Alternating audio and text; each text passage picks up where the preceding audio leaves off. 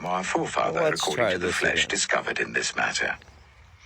If in fact Abraham was justified by works, he had something to boast about, but not before God. What does Scripture say? Come on, buddy. Abraham believed God, and it was credited to him as righteousness. Now to the one who works, wages are not credited as a gift, but as an obligation. However, to the one who does not work, but trusts God who justifies the ungodly, their faith is credited as righteousness.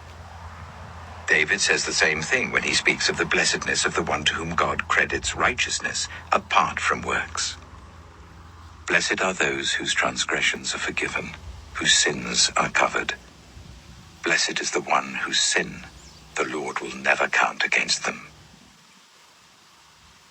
Is this blessedness only for the circumcised, or also for the uncircumcised? Get out of there. We have been saying that Abraham's faith was credited to him as righteousness. Under what circumstances was it credited? Was it after he was circumcised or before? It was not after, but before. And he received circumcision as a sign, a seal of the righteousness that he had by faith, while he was still uncircumcised.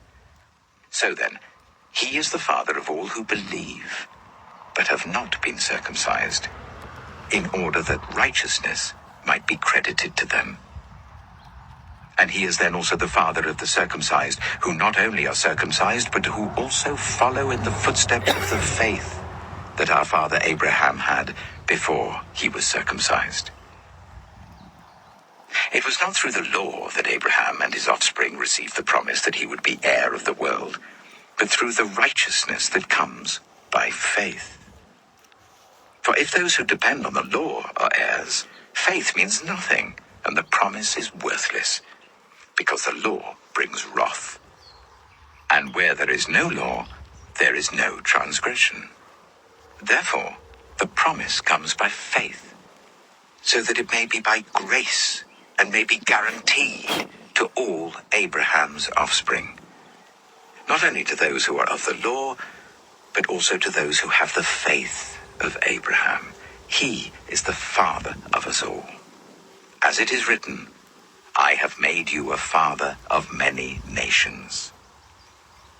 He is our father in the sight of God, in whom he believed, the God who gives life to the dead and calls into being things that were not. Against all hope, Abraham